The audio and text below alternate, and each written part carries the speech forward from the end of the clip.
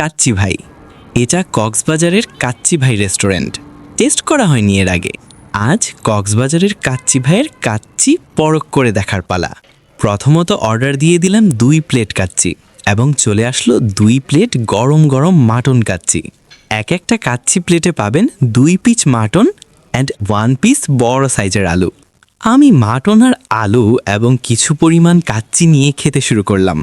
ওর সাথে একটা জালি কাবাব অর্ডার করেছিলাম। জালি কাবাব আমার তেমন একটা ভালো লাগে নেই।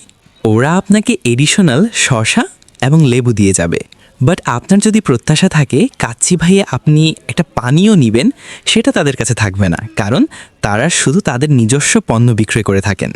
আপনাকে নিতে হলে তাদের নিজের তৈরি বোরহানি অথবা তাদের তৈরি অন্য কিছু নিতে হবে। এটা তাদের পলিসি, বা এটা তাদের বিজনেস পলিসিও বলতে পারেন। আমি তো রীতিমতো কোকের অর্ডার করেছিলাম, বাট তারা বোরহানি প্রেফার করলো।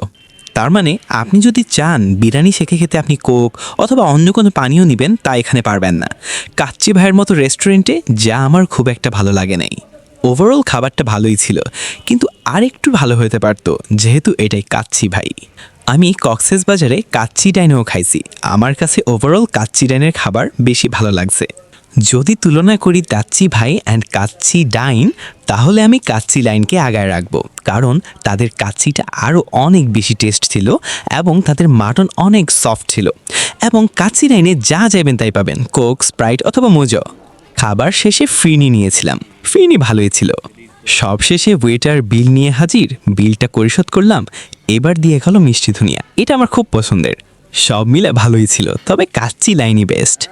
ভিডিও ভালো লাগলে অবশ্যই লাইক, কমেন্ট, সাবস্ক্রাইব করবেন। আল্লাহ হাফেজ, ভালো থাকবেন।